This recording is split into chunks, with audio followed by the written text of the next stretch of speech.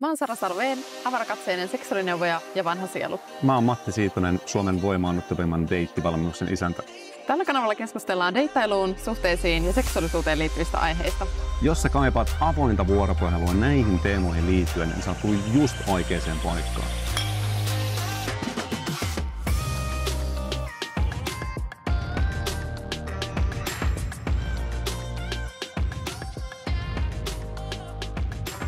Miten käsitellä deittimaailman kummituksia? Tää onkin aihe.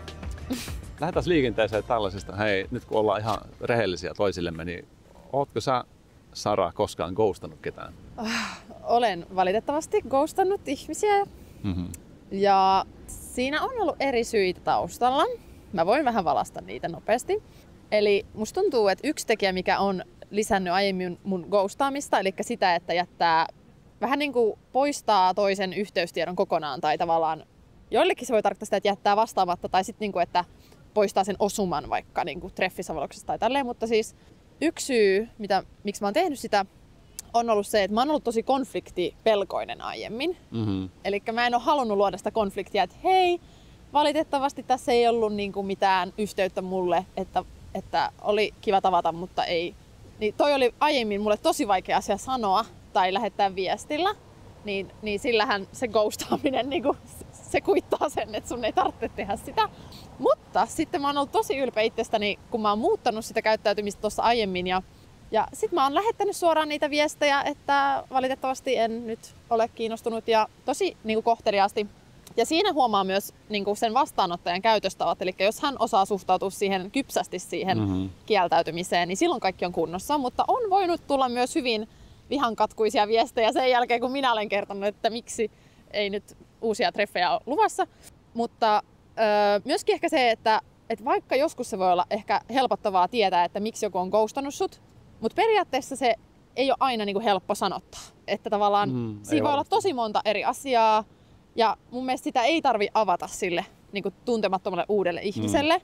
Eli mun mielestä saa myös niin kuin kieltäytyä silleen ilman selityksiä, mutta se on tosi arvostettavaa, jos jaksaa niin kuin kertoa, että hei, mä oon nyt häipymässä tai hei, mä en ole sopimassa uusia treffejä.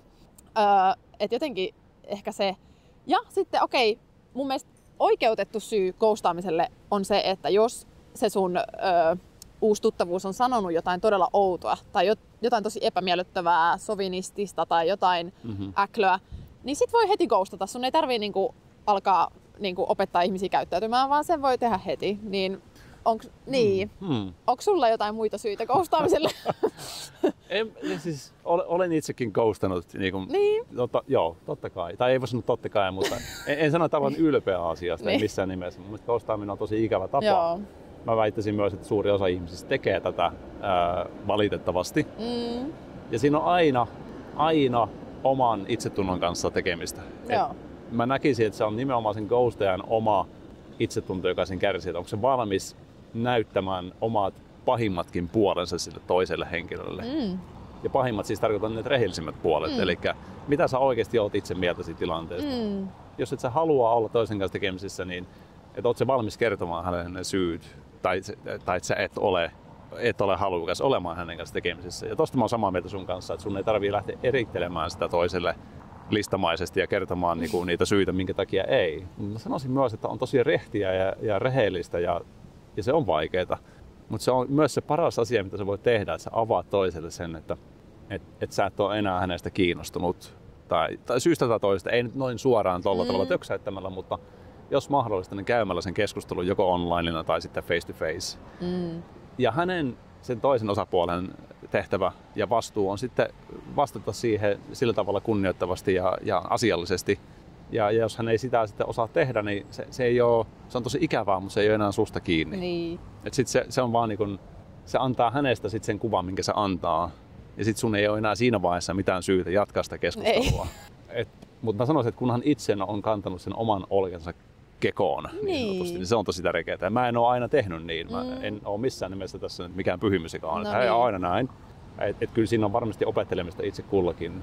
Mutta tohon mä haluan ainakin itse tähdätä, että jokaisen deitin, jokaisen uuden ihmisen kanssa, jos ei synkkaa, ei ole sitä kemiaa tai yhteyttä, että ei halua jatkaa, niin sanois ainakin sen nyt ääneen, ettei toisen tarvitse arvailla, että no mihin se Matti hävisi. Niin, kyllä. Siis todellakin. Ja ehkä ne, ketkä niin kun harrastaa ghostaamista tosi aktiivisesti ja pelkää just sitä niin kun kielteisen viestin tai asian sanomista toiselle, niin sehän on sitä, että pelkää niin kun loukkaavansa toisen tunteita. Mutta sehän varmasti loukkaa vielä enemmän sitä toista, jos täysin nimenomaan katoaa aavenomaisesti niin kun sinne bittiavaruuteen tai sanotaan vaikka, että on ollut tokat treffit ja sitten sä esität, että joo, oli kiva, laitetaan viestiä, vaikka sä et ois sitä mieltä, että sä haluat jatkaa sitä viestittelyä tai sitä ihmissuhdetta, niin maailman niin kuin mun mielestä upein teko, mitä voi tehdä, niin tommosessa tilanteessa ei valehtele, että joo, nähdään sitten myöhemmin, vaan silleen, että vitsi, olipas niin kuin ihana tutustua suhun, mutta harmillisesti mulla ei ole nyt semmoista fiilistä mun elämässä, että haluaisin jatkaa tapailua tai tälleen, niin ainakin jos mä oon joskus saanut ton ulos suustani, niin mä oon tosi ylpeä, koska silloin mun ei tarvii odottaa sitä, että okei, no milloin se seuraavan kerran kysyy jotain viestillä ja sit mun on pakko kertoa sille, että mä en niin kuin enää ole kiinnostunut, vaan mä oon sanonut sen jo siinä, että mä en ole siinä kohtaamistilanteessa niin kuin esittänyt mitään, niin se on tuntunut hyvältä. Ja niin kuin tosi upeata, kun ihmiset osaa myös ottaa sen vastaan. Ja siinä ei ole oikeasti mitään, useimmiten se ei riipu yhtään siitä toisesta ihmisestä, että hän olisi tehnyt jotain väärin. Vaan se on vaan siitä, että asiat ei kohtaa. Ja sitä ei tarvitsisi, vaikka mä tiedän, että se voi tuntua tosi kauhealta, mutta sitä ei tarvitsisi ottaa niin kuin itteensä.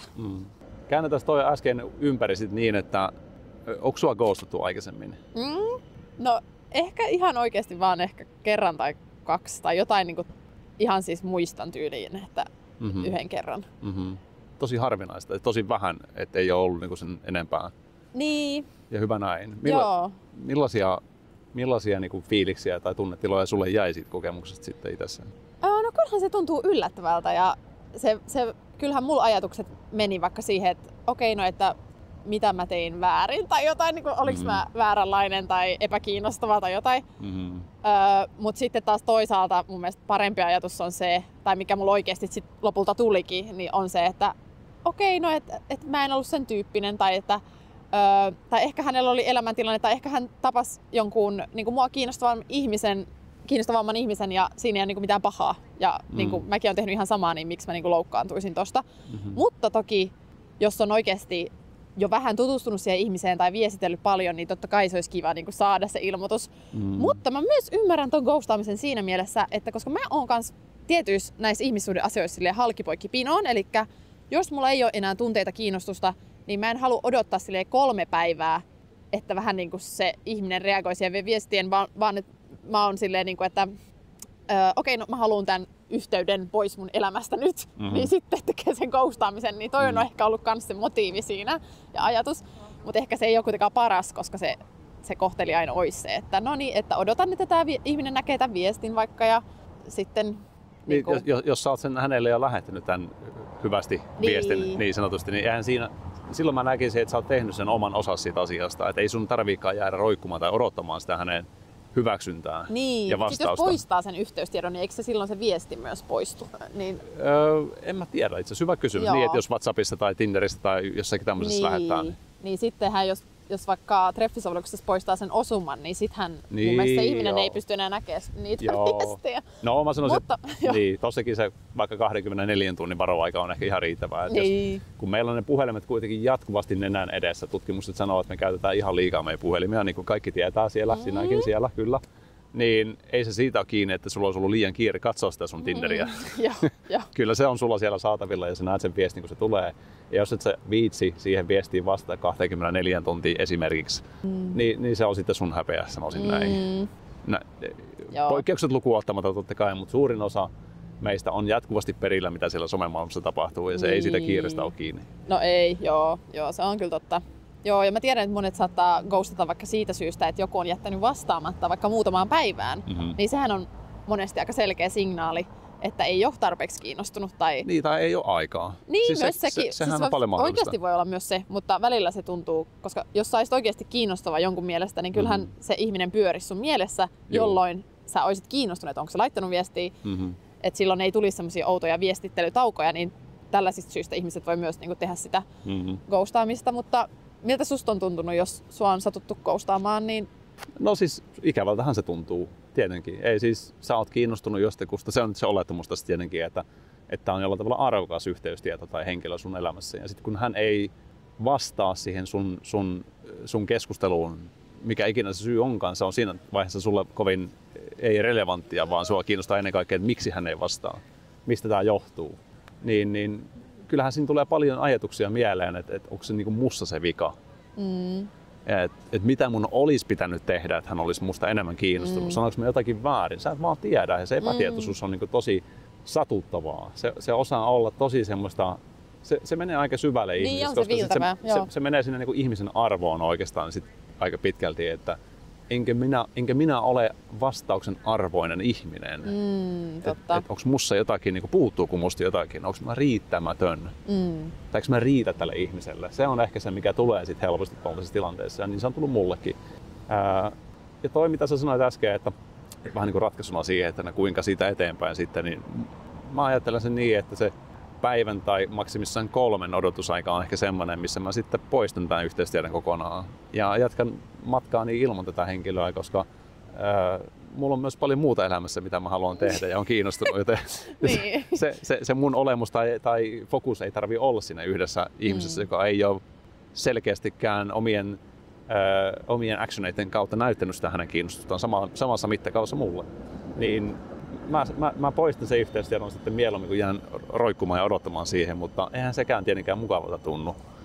Et kyllä se on kovasti tietenkin, tai kyllä mua kovasti olisi aina kiinnostunut se, että no mistä tässä on niinku kyse, miksi minä en riittänyt. Ja tää on ehkä sitten, kun tästä on oppinut itse myös, että tältä se voi tuntua, niin ei sitä halua toisellekaan sillä samalla tavalla tehdä enää. Joo. Et mieluummin löytää ne boltsit sieltä jalkojen välistä, näin kuin kuvainnollisesti, kiitos. Joo.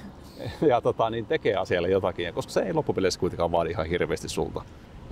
Ei se rehellisyys maanperiin, niin mä tykkään siitä ajatuksesta, että sillä omalla aitoudella saa paljon aikaiseksi, kun sä vaan sanot ne asiat ääneen ulos tai kirjoitat ne tässä vaiheessa viestiin. Ja sit se voi olla niin kuin done with it. Joo. Yksi hauska esimerkki oli kerran tämmönen mies laittoi ekojen treffien jälkeen niin kuin vastausvaihtoehdot A, B, C, D, että mitä mieltä on niin kuin tulevasta tapaamisesta, eli tyyliin, että on todella innoissaan tapaamaan uudestaan, oli A, ja sitten B oli vaikka, että joo, oli ihan hauskaa, mutta ehkä ei niin kuin kiinnosta niin paljon, ehkä joskus myöhemmin, ja sitten niin kuin tyyli, että en kiitos, halua tavata. Niin kuin tämmöisen. Hän oli selvästi niin kuin varautunut tähän, että hänen ei tarvitse elää niin kuin epäselkeydessä, niin hän laittaa naiselle heti ekojen treffien jälkeen, että, no niin, että saa niin kuin suoraan sen, koska kaikki ei varmaan sitä osaa sanoa. Niin mun mielestä oli vaan ihan hauska. Joo. Mulle se oli toimiva ainakin. Siis, niin sä valitsit niistä A:sta D:hen sitten jonkun kirjaimen. Mä en nyt muista mitä mä valitsin, mitä ne olikaan. Ne oli varmaan hauskasti kirjoitettu, mutta joo. Että siis toikin on vaihtoehto, en mä tiedä siis. Joo, miksei. Ja toi voisi toimia nyt näin side noteina, toi voisi toimia vaikka niinku muussakin kuin niinku ghostaamisessa. Tai ehkä toi ei ole ghostaamista, toihan on vaan niinku hienoa kommunikaatiota itsessään. Mutta siis niinku missä tahansa, että jos sä haluat järjestellä vaikka deitteä toiselle, niin anna hänelle vaikka 3 vaihtoehtoa. Joo, oi vitsi toi kuulostaisi upeat oikeesti. Silleen niin kuin, miljö, paikka. Joo. Aika tai niinku, kaikki, ruoka. Joo, sen sijaan, että hei ihan sama, tehdään mitä sä haluat, niin anna hänelle 3 vaihtoehtoa, että on tämä ravintola, on tämä aktiviteetti ja on tämä 3 casualimpi vaihtoehto. Niin. Valitse A, B, C. Siis toi oikeesti, nyt me tultiin jonkun ison äärelle. Ihanaa. Tästä tehdään erillinen jakso. Mutta tuohon ghostaamiseen liittyen vielä, niin ehkä yhteenvetona tästä koko aiheesta ghostaamisesta ja siitä, että kuinka sitä käsitellään, niin mun näkemys on, että siinä on pitkälti kyse tosissaan ihmisen omasta arvosta ja siitä, että miten hän kohtelee sen arvon kautta muita. Ja sitten ghostaamisen kohteena, jos sä oot ihmisenä, niin sun ei tarvii itsestä sietää. Tai sä voit laittaa sille rajat. Ja sun kannattaakin laittaa sillä tavalla rajat, että anna siihen joku tietty aika, etenkin kun on kyse uudesta kohtaamisesta. Tämmöisestä, sanotaan vaikka online-deittisovelluksessa tai WhatsAppissa sä oot saanut uuden numeron, niin älä odota sitä viikkoa, että se vastaus tulee sieltä, vaan jos sitä ei ole tullut päivän 2 tai 3, mikä se sulle onkaan se aika, niin unohda se yhteystieto ja jatka matkaa. Mielellään poista se koko yhteystieto häiritsemästä sitä sun elämää. Koska toisella on kyllä ollut sitä aikaa ja valinnanvaraa vastata siihen sulle, jos hän haluaa. Kyse on eri sitten, että jos te olette jo ennestään tuttuja ja te niin kuin toinen matkustaa tai te olette jollain tavalla niin kuin jo enemmän ollut yhteyksissä toisiin.